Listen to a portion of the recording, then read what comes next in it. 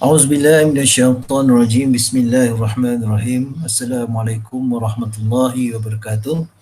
Kepada semua anak didik cikgu di sekolah. Okey, di sekolah pula. Mana ada sekolah lagi kan? Okey, kepada anak-anak murid cikgu di rumah. Okey. Okey, kita bertemu kembali selepas kita bercuti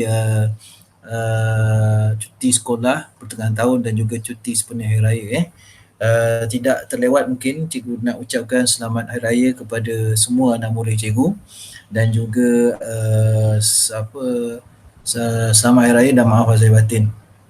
Baiklah. Okey, untuk pengetahuan anda, pengajaran cikgu pada malam ini telah dirakam kerana pada esok hari iaitu pada hari Selasa, cikgu tidak dapat anjurkan kelas kerana cikgu ada urusan kesihatan yang tidak dapat dielakkan. Jadi itu sebabnya cikgu dah rakam pengajaran ini supaya anda dapat mempelajarinya. Okey. Baik. Sebelum kita mulakan pelajaran kita, marilah sama-sama kita membaca surah Al-Fatihah. Okey, supaya kita mohon kepada Allah Subhanahu taala supaya pembelajaran kita dapat petunjuk ilmu daripada Allah Subhanahu taala. A'udzubillahi minasyaitonirrajim. Bismillahirrahmanirrahim. Alhamdulillahirabbil alamin. Ar-Rahmanir-Rahim. Maliki yaumiddin. Iyyaka na'budu wa iyyaka nasta'in. Ihdinas siratal mustaqim. Siratal ladzina an'amta 'alaihim ghairil maghdubi 'alaihim waladdallin. Amin. Amin ya rabbal alamin. Baiklah pelajar-pelajar, cikgu kongsikan slide pelajarannya. Lihat skrin masing-masing.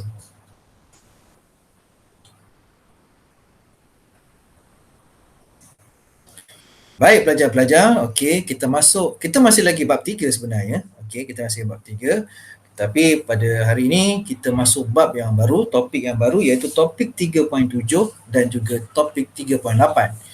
Perjuangan menentang pendudukan Jepun di negara kita. Okey, pada pelajaran yang lalu kita dah belajar kedatangan Jepun ke negara kita Jadi cikgu harap pelajar-pelajar dapat melihat rakaman tersebut. Cikgu pun dah buat rakaman dan cikgu dah kongsikan bersama dengan anda dalam Telegram. Jadi cikgu harap anda dapat mempelajarinya. Baik, untuk malam ini kita fokus kepada topik 3.7 dan 3.8. Jadi bersama-sama anda rujuklah buku teks muka surat 74. Okey, topik 3.7. Baik. Baik, kita lihat perjuangan menentang pendudukan Jepun. Tetapi sebelum tu, okey, mungkin awak perasan dalam pada skrin anda ada gambar latar belakang To Our Glorious Heroes. Baik. Sebenarnya ini adalah satu ukiran nama pada batu ataupun tugu yang terdapat di kalau tak silap cikgu, okey, kalau betul-betul cikgu dah pergi tempat ni, iaitu ni batu ini, okey, kalau tak silap cikgu, batu ini ada di Museum Tentera Darat di Port Dickson.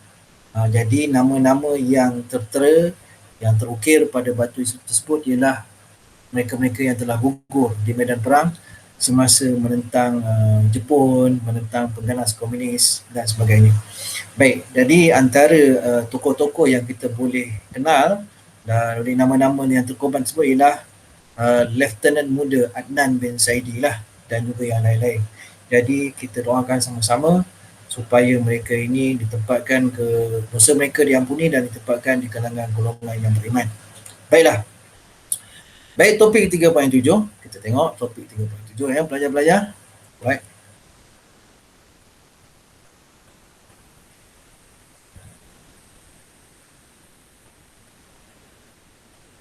Sekali lagi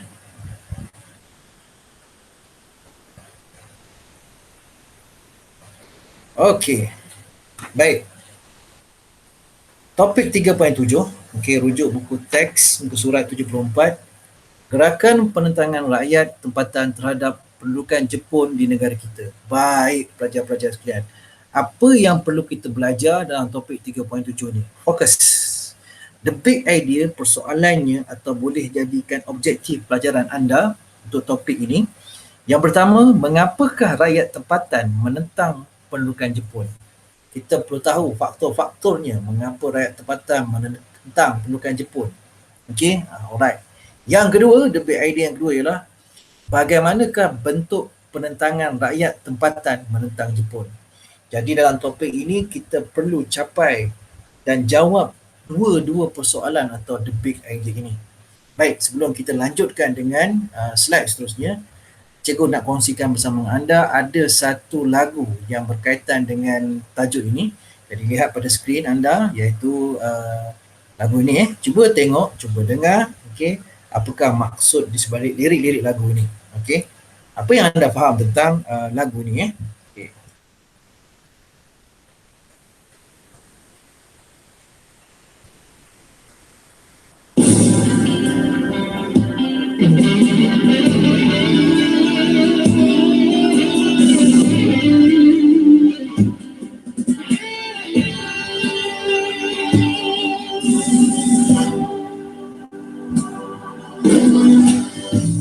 Di Medan ini zahirku layu, jasad kaku dibelenggu, jalur nadi masih kuku, janji setia tidak runtuh. Di Medan ini batu disandang, korbanku untuk maluan, teguhkan azam nusa agar generasiku terbela. Jejakku tinggalkan untuk kau teruskan, bangkitkanku dalam perjuanganmu, mencatat para semangatku, para semangatmu, merintis cinta.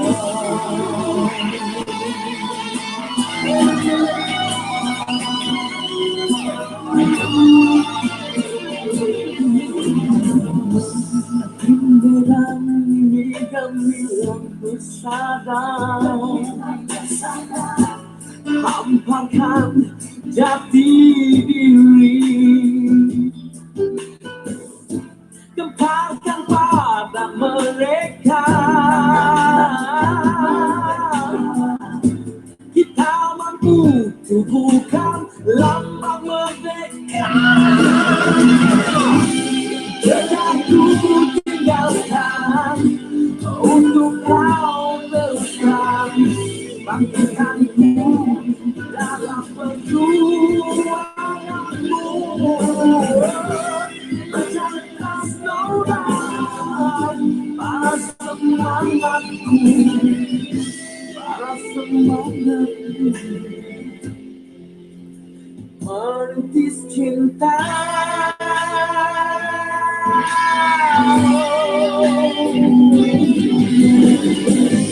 Lakukan semboyan, serukan pun beriwan, walau hidupku rasakan dengan ikhlas, untuk hidup wirausaha.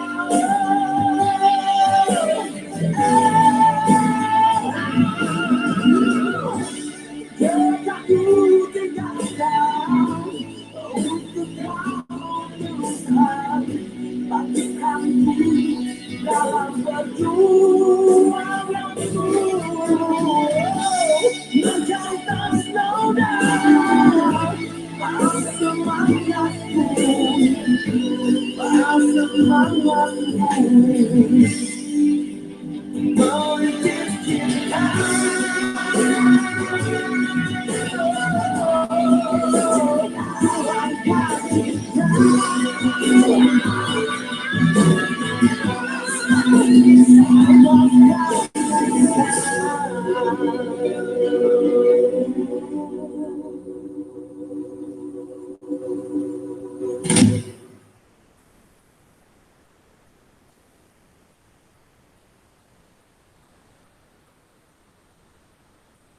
Oh, baiklah pelajar-pelajar. Okey, cikgu meremang pula bulu roma ni Okey, malam-malam macam ni dengar lagu-lagu patriotik macam ni Baik, apa yang anda faham tentang lagu ini Okey, jadi sebenarnya lagu ini adalah lagu OST lagu tema bagi satu filem. Ya, satu ketika dahulu ditayangkan di Pawagam. Tajuk filem itu ialah Lieutenant Adnan di bawah arahan Aziz M Osman Jadi pelakon-pelakonnya ialah seperti Hairi Osman dan juga Fazal Hussein Jadi sebenarnya lagu ini mengisahkan sebuah perjuangan Lieutenant Adnan bin Saidi dan juga penubuhan Regimen Askar Melayu Diraja bertepatan pula pada ketika itu Perang Dunia berlaku Perang Dunia Kedua berlaku dan askar Melayu kita telah turut bersama-sama dengan tentera British bertempur menentang Jepun di tanah Melayu. Antara tokoh-tokohnya yang terlibat ialah seperti Lieutenant Adnan Baik, jadi lagu itu adalah tentang Lieutenant Adnan, tentang perjuangan, tentang pengisian kemerdekaan, tentang penerusan perjuangan oleh generasi muda Kalau awak faham betul lagu, awak menghayati lagu itu betul-betul Jadi dekat situ kalau tengok babak-babak yang di situ kita tengok Lieutenant Adnan menerima latihan sebagai anggota tentera. Kemudian kita tengok dia naik pangkat daripada sarjan kepada Lieutenant Adnan. Kemudian kita tengok kat situ ada beberapa orang Melayu orang Melayu orang Melayu ada Regimen Askar Melayu ni sendiri jadi itulah tentang video atau video klip lagu itulah tentang perjuangan sebenarnya jadi begitulah pelajar-pelajar apa yang kita nak belajar dalam tajuk ini gerakan pertentangan rakyat tempatan terhadap pasukan Jepun negara kita. Baik, kita teruskan. Baik, kita lihat perjuangan menentang pasukan Jepun di tanah Melayu. Di tanah Melayu perentangannya ada dua bentuk. Yang pertama, operasi ketenteraan. Dan yang kedua ialah kegiatan anti-Jepun. Kegiatan anti-Jepun ni didokong oleh orang perseorangan. Baik, kita lihat operasi ketenteraan. Baiklah pelajar-pelajar sekalian. Operasi ketenteraan menentang Jepun di tanah Melayu, Sabah dan Sarawak. Ada tiga. Ada tiga pasukan. Yang pertama, pasukan Regimen Askar Melayu Diraja. Yang kedua ialah Malayan People Anti-Japanese Army, MPAJA, dan yang ketiga ialah Force 136. Jadi kita lihat satu persatu.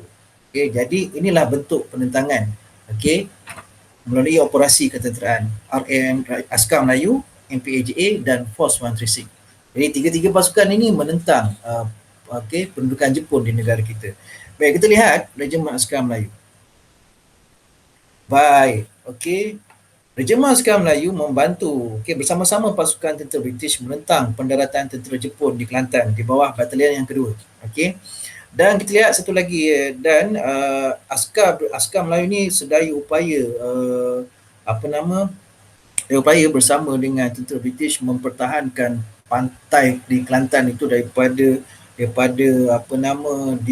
ditawan oleh tentera Jepun tapi tak dapat, gagal kerana tentera Jepun strateginya cukup mantap dan kita punya peralatan milik tentera British pun tidak bersedia. Tentera British tidak bersedia sebenarnya dengan peralatan yang kurang, jadi kita terpaksa berundur lah. Namun begitu pasukan Regimen Askar Melayu tetap terus berundur dan bertentang. Jadi akhirnya garisan pertahanan itu dapat diceroboh dan kita berundur balik. Begitulah. Jadi menurut Lieutenant General A.E. Percival, iaitu seorang panglima pemerintah tentera British di tanah Melayu, menyifatkan semangat juang tentera Regimen Askar Melayu ni sangat tinggi dan perlu diteruskan sebagai satu tradisi yang sangat masyhur. Jadi pelajar-pelajar, sebenarnya Askar Melayu adalah sebuah regimen yang sangat dihormati oleh British dan juga sangat ada bukan regimen pertama tentera di tanah Melayu ini. Baiklah, dan Regimen Askar Melayu juga telah menempa corak sejarah di negara kita, iaitu di bawah Lieutenant Adnan Saidi, yang mana Lieutenant Adnan Saidi merupakan antara lieutenant pertama dalam Askar Melayu dan juga pengorbanan dan tindakan Adnan Saidi menentang Jepun di Bukit Candu di Singapura. Baik. Kita lihat seterusnya. Yang tadi itu adalah Askar Melayu, okey, operasi ketenteraan melalui Askar Melayu. Okey. Dan yang kedua ialah penentangan melalui MPAJA. Kita dengar butirannya dengan lebih lanjut. Baik. Pelajar-pelajar sekalian. Okey, MPAJA sebenarnya ialah satu pasukan ketenteraan yang ditubuhkan oleh Parti Komunis Malaya. Okey, PKM. Baik. Kita dah belajar sebelum ni bahawa layanan Jepun terhadap orang Cina ialah kejam. Okey. Jadi orang-orang Cina ini mencari perlindungan di bawah Parti Komunis Malaya, PKM. Bagi mereka dielakkan daripada diseksa dan dibunuh. Kita cikgu dah beritahu sebelum ni, dalam pelajaran sebelum ni, orang Cina memang dilayan sangat-sangat kejam. Okey, diseksa dan dibunuh. Okey. Jadi PKM menubuhkan Malayan People Anti-Japanese Army, MPAJA. Okey, dan berunding dengan British untuk menentang tentera Jepun. Jadi pasukan ini dilatih oleh tentera British untuk menentang Jepun. Okey, dan antara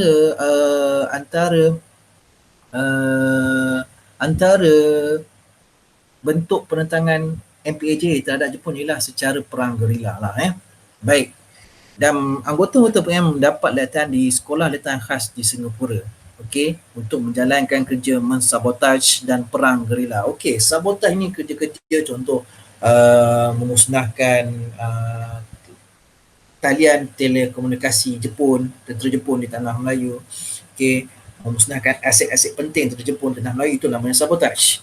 Manakala perang gerila ialah serangan hendap oleh kumpulan-kumpulan kecil. Okey, serang hendap secara sembunyi, serang tiba-tiba kemudian hilangkan diri. Itulah perang gerila. Dan perang gerila ni sangat-sangat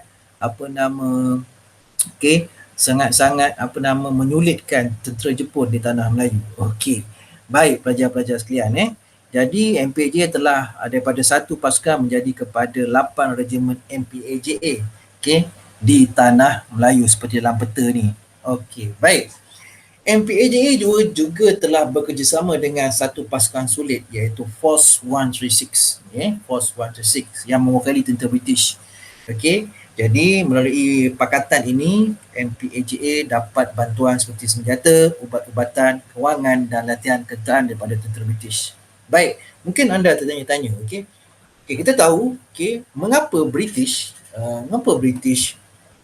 sanggup bekerjasama dengan Parti Komunis Malaya? Sedangkan kita tahu komunis komunis ni memang ideologinya bertentangan dengan British yang kapitalis. Baik, sebenarnya pada ketika itu dalam Perang Dunia Kedua, China juga negara China pada ketika itu juga menerima ancaman daripada Empire Jepun, tentera Jepun. Jadi pada masa itu Perang Dunia Kedua, British pun bekerjasama dengan Rusia. Rusia itu negara komunis, pelajar-pelajar. British, Amerika Syarikat bekerjasama dengan Rusia untuk menentang fahaman Nazis iaitu Jerman. Jadi mereka sanggup, kuasa-kuasa besar ni sanggup mengetepikan ideologi masing-masing untuk mencapai matlamat. Jadi tidak heranlah pelajar-pelajar setakat British nak menjalin kerjasama dengan PKM tak ada masalah sebenarnya. Alright. Baik. Selain daripada Force 136, MPAJA juga bekerjasama dengan Parti Kuomintang. Baik, Parti Kuomintang ni parti politik yang berasal dari Tanah Besar China. Okey, selain Parti Kuomintang, di Tanah Besar China ada Parti Komunis China, PKC. Tapi MPAJA juga telah bekerjasama dengan Parti Kuomintang. Parti Kuomintang ini KMT, dalam singkatannya KMT.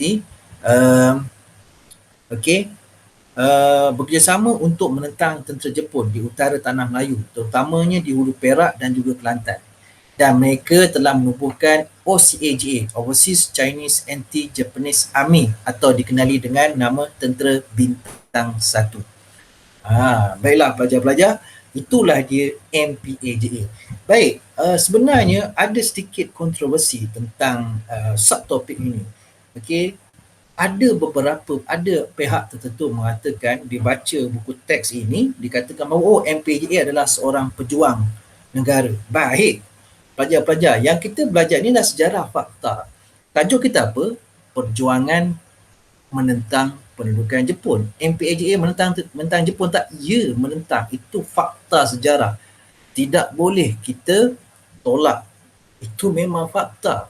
Tetapi persoalan adakah MPAJA pejuang, itu lain hal.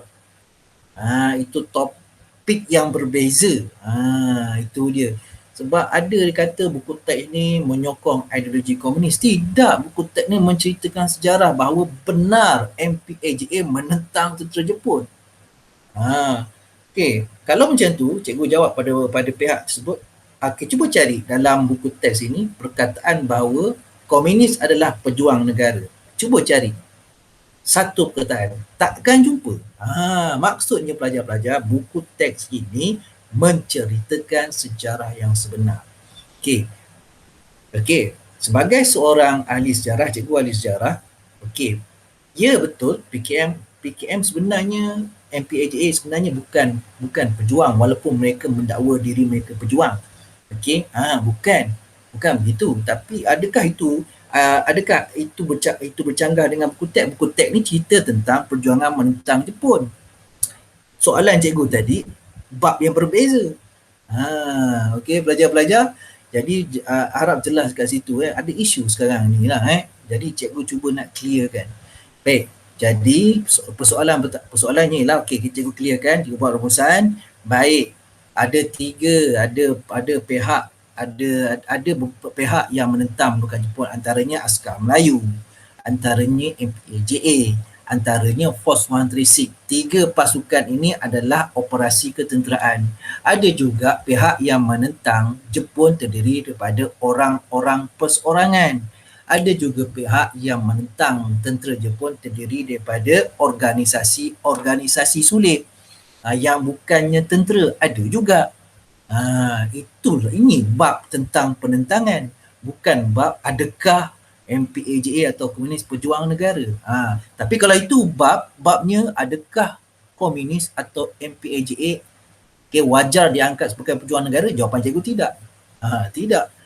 Okey, sebab MPAJA dan PKM ni nak menubuhkan MPAJA ataupun PKM ni nak menubuhkan negara Republik Komunis. Memang negara Republik Komunis ni kita tidak boleh terima. Okey, tidak boleh terima sebab kita masih lagi mengakui raja kita, sistem beraja kita. Jadi bercanggah dengan ideologi komunis. Okey, tak nak cakap banyak cerita tu. Kita okey tutup. Jelaslah jadi bab ini kita belajar perjuangan menentang pendudukan Jepun. Bukannya PKM tu pejuang. Kita tak belajar yang tu. Okey, walaupun sebenarnya PKM mendakwa diri mereka pejuang. Itu lantak dia lah. Okey, tapi dari sudut sejarah, kalau kita menghayati sebenarnya PKM ni dia nak tubuhkan negara komunis. Okey, Republik Komunis yang memangnya bercanggah dengan ideologi kita sendiri. Baik. Jadi untuk penentangan terhadap Jepun ini, okey, selain pada Askar Melayu, MPAJA juga turut menentang. Baik. Kita teruskan dengan slide seterusnya. Force 136, satu lagi pasukan sulit.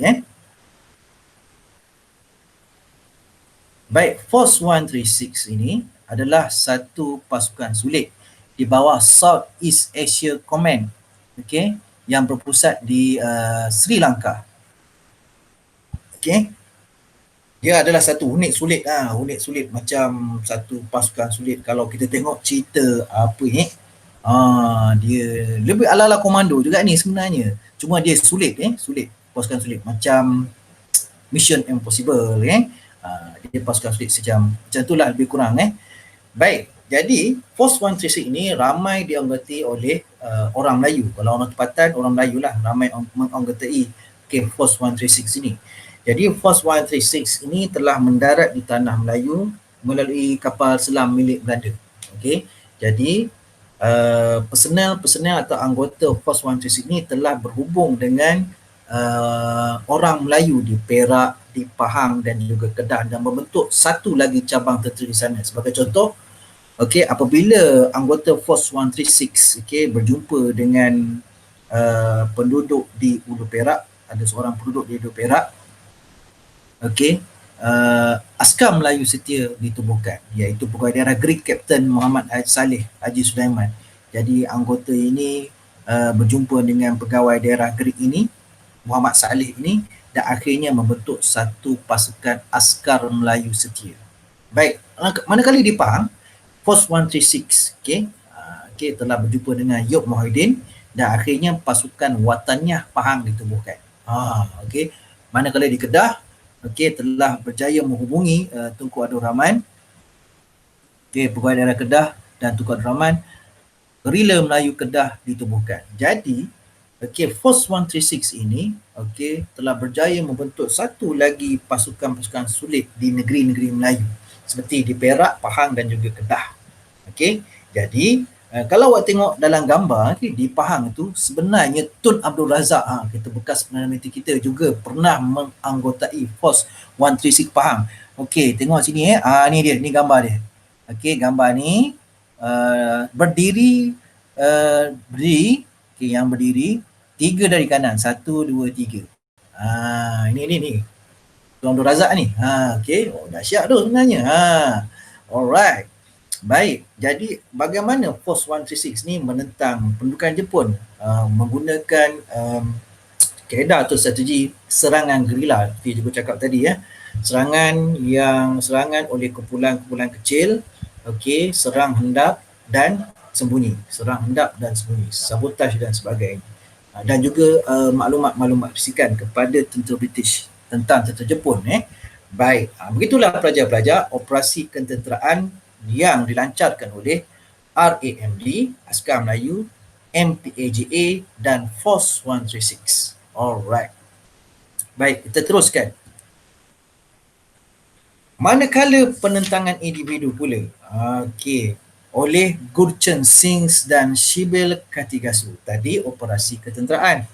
Okey, terdapat juga penentangan oleh individu. Ramai sebenarnya, setakat sekadar contoh dalam buku teks Gurchen Singh dan Shibil Katigasu. Okey, jadi kita lihat Gurchen Singh ni bagaimana beliau menentang pendudukan Jepun. Baik, siapakah Gurchen Singh? Okey, Gurchen Singh sebelum pendudukan Jepun, beliau merupakan seorang anggota polis. Tu gambar dia. Handsome juga tu masa macam cikgu juga okey. Alright. Jadi Gurchen Singh ni menggerakkan penentangan terhadap pendudukan tentera Jepun melalui risalah dan propaganda. Itu cara beliau. Okey. Melalui risalah dan propaganda dan dengan menggunakan nama samaran Lion of Malaya. Tak guna nama Gurchen Singh, takut kena tangkap dengan tentera Jepun. Dengan menggunakan nama Lion of Malaya, beliau telah menulis risalah, menulis propaganda, okey, tulis tentang kesengsaraan, kekejaman tentera Jepun. Okey. Okey. Beliau juga pernah menyamar sebagai wartawan, pernah mendalangi sabotaj terhadap landasan kereta api dan menjejaskan pengurutan tentera Jepun. Tetapi tentera polis Jepun lebih cekap, dapat menghidu kegiatan beliau, akhirnya ditangkap. Dan tapi berjaya melarikan diri ke Burma sehingga perang tamat. Itu dia Gurchen Singh. Alright. Baik. Kita lihat pula seorang lagi wanita. Jangan kata wanita ni tidak tidak berupaya menentang Jepun. Wanita juga memain peranan cukup penting. Shibil Katigasu.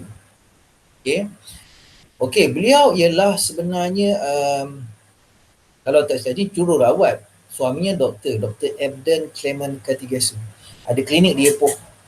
Jadi semasa pendudukan Jepun, pasangan ini telah memberikan bantuan ubat-ubatan kepada pasukan gerila anti-Jepun. Jadi gerila anti-Jepun seperti mungkin MPJA, mungkin Force 136, mungkin Askar Wataniah Pahang. Mungkin di Ipoh. Kalau di Ipoh yang tadi itulah. Gerila Melayu di Ipoh tadi. Baik. Okey, jadi kita tahu radio adalah haram semasa pendudukan Jepun, tetapi Shibir telah membunyikan radio untuk berkongsi maklumat yang diperolehi daripada siaran radio British. Tetapi dapat ditangkap oleh tentera Jepun, ditahan, diseksa. Okey, suaminya mati diseksa. Okey, selepas Jepun menyerah kalah, Shibir dibebaskan, diterbangkan ke Britain untuk menerima rawatan perubatan. Shibir sebenarnya lemah pada ketika itu, diseksa oleh tentera Jepun. Selepas perang tamat, Shibir dihantar ke London untuk menerima rawatan perubatan. Siapa sangka Shibir Katigasu ni dianugerahkan pingat King George di Istana Buckingham oleh Raja George yang ke-6. Okey, merupakan wanita tanah Melayu yang pertama tanah Melayu yang menerima anugerah tersebut. Dan buku tentang perjuangan Shibir Katigasu ada, okey, iaitu Memoir Shibir Katigasu. Tu bukunya ada. Okey. Baik, itulah pelajar-pelajar sekalian. Okey, perentangan oleh individu iaitu Gurchen Singh dan juga Shibir Katigasu. Alright. Okey, baik. Selesai untuk topik 3.7. Okey. Jadi cikgu harap dengan penerangan cikgu-cikgu tadi, anda boleh menjawab persoalan-persoalan atau the big idea tadi.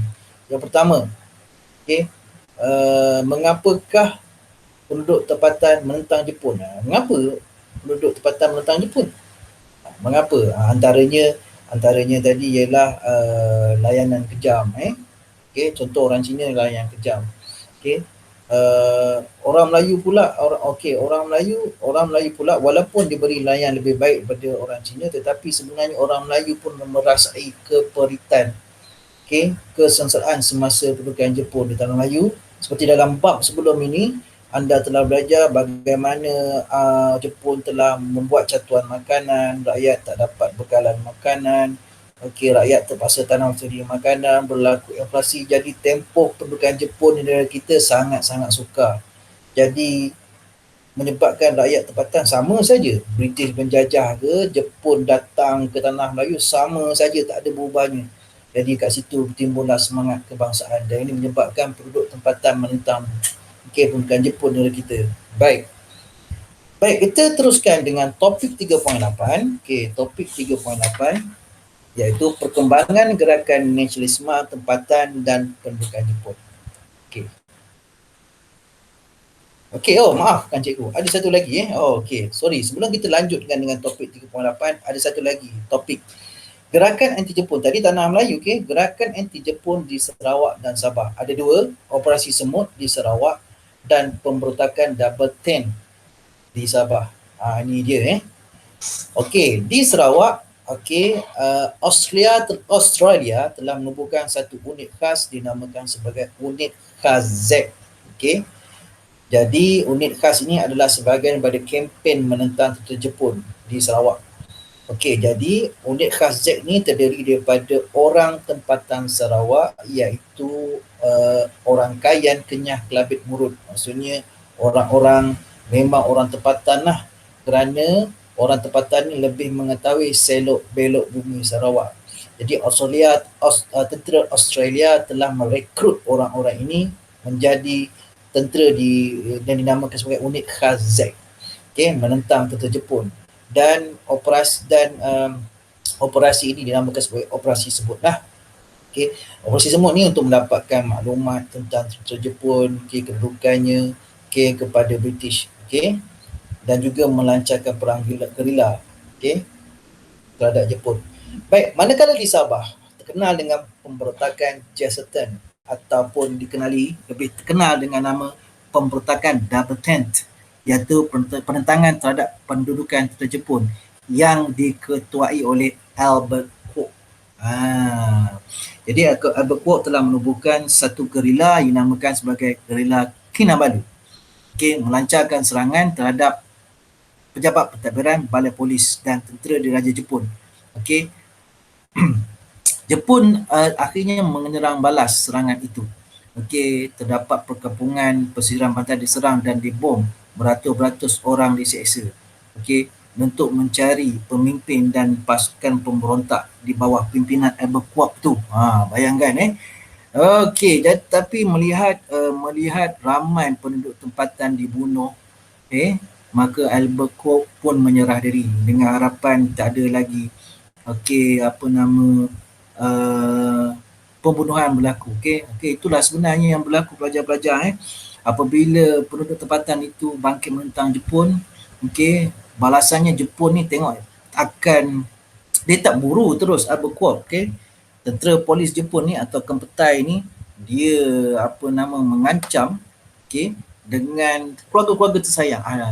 Contohnya isteri, keluarga-keluarga ayah kan, dia akan tawan, seksa dan sebagainya, dan mungkin itu menyebabkan Albert Kwok menyerah diri. Tengok dia punya kawan kerabat, keluarga, jiran-jiran tetangga dibunuh, akhirnya Albert Kwok menyerah diri dan dihukum bunuh. Di bawah orang Melayu pula di Sabah, di bawah pimpinan Dato' Mustafa Dato' Harun. Itulah dia yang berlaku di Sabah dan juga di Sarawak, pelajar-pelajar. Alright. Baik, seterusnya kita teruskan dengan topik 3.8. Perkembangan gerakan nasionalisme tempatan semasa Pertukaran Jepun. Alright. Jadi, ini subtopik baru. Apakah persoalan yang kita nak belajar? Kita perlu tahu apakah organisasi yang ditubuhkan. Pelajar dapat namakan organisasi tersebut dan bagaimanakah organisasi tersebut digerakkan. Ini dalam topik 38, persoalan atau topik idea yang kita perlu kaji. Kita teruskan. Kita lihat di tanah Melayu.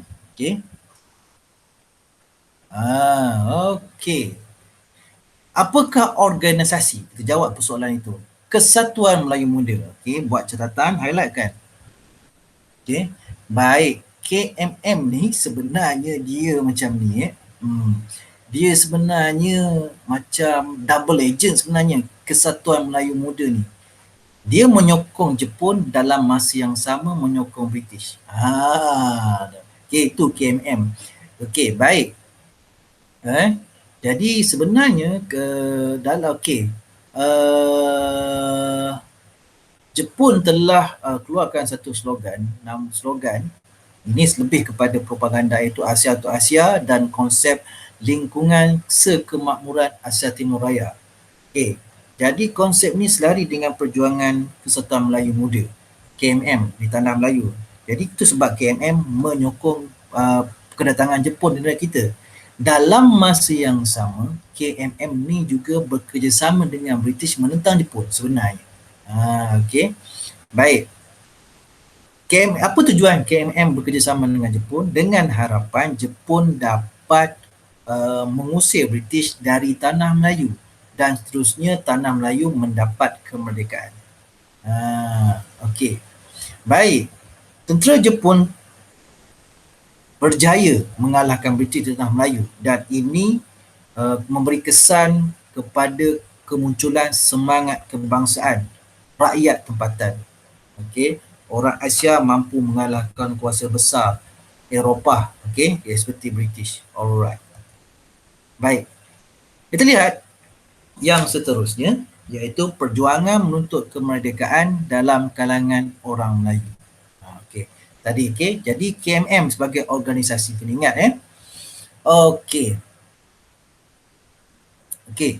KMM, KMM oleh kerana KMM ni pada British adalah sebuah persatuan yang radikal, ada ahlinya dipenjarakan. Jadi orang Jepun telah membebaskan ahli-ahli KMM yang ditahan. Sebab apa Jepun nak sokongan daripada orang Melayu. Tetapi pada bulan Jun 1942, tentera Jepun membubarkan KMM kerana KMM menuntut kemerdekaan daripada Jepun. Tetapi KPMM tahu Jepun tak akan memberi kemerdekaan kepada tanah Melayu.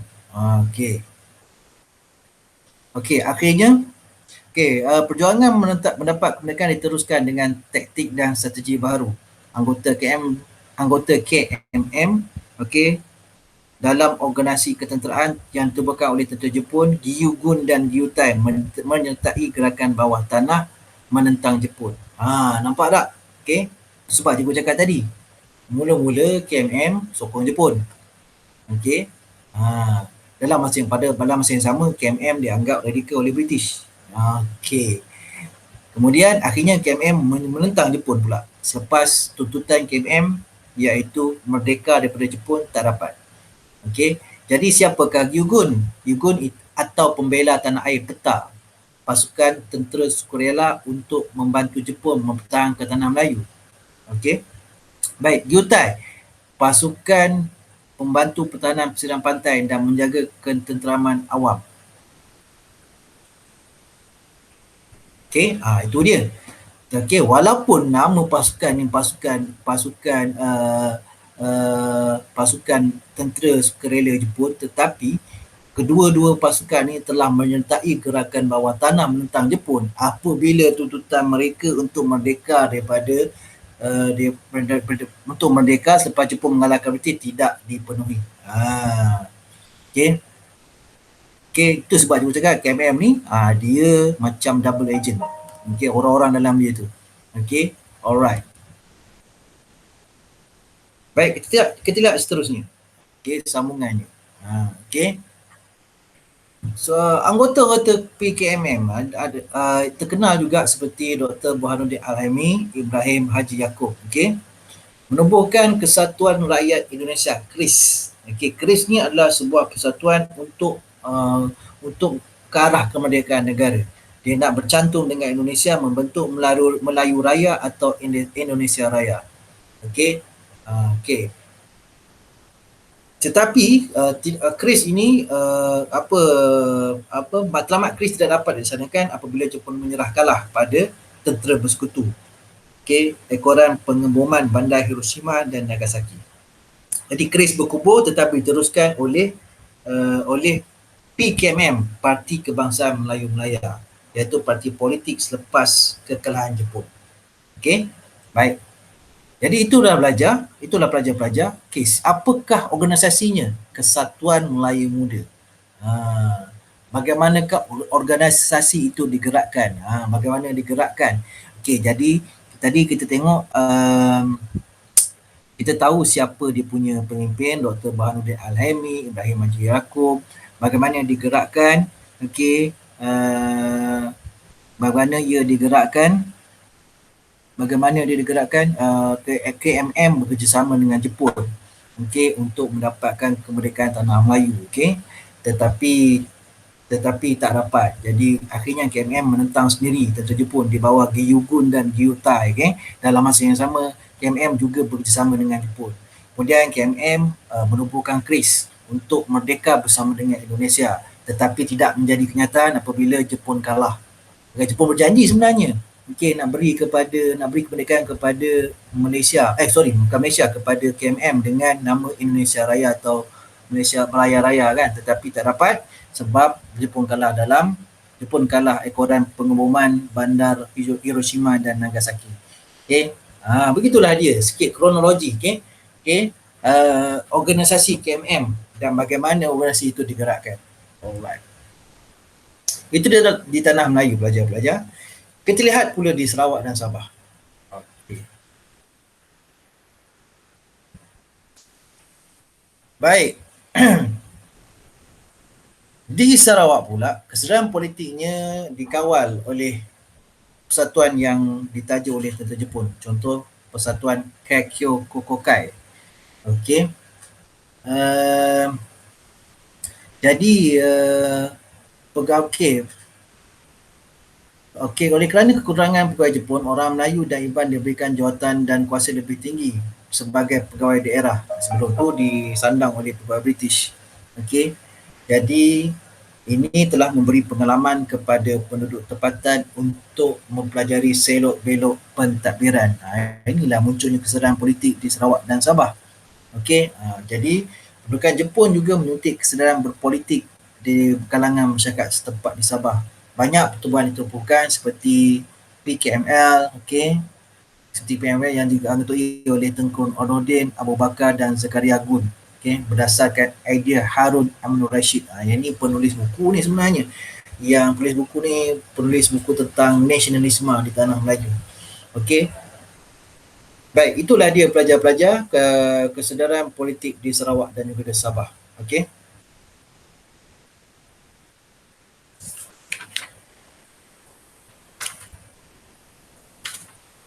Alright. Okey. Maka tamatlah kita punya topik 3.7 dan 3.8. Cikgu harap anda dapat mencatat nota, okey, dan dapat menulis, dapat mengenal pasti persoalan-persoalan atau debate idea tadi dan jawapan-jawapannya. Baik, harap kita jumpa lagi pada kelas akan datang. Kelas akan datang kita akan belajar topik seterusnya, iaitu topik yang terakhir kalau tak silap cikgu, iaitu 3.9. Okey, 3.9 topik keadaan negara kita selepas kekalahan Jepun. Baik, kita jumpa lagi pada kelas akan datang. Okey. Okey, cikgu ucapkan terima kasih kerana bersama-sama dengan cikgu. Okey, dengar rakaman ini.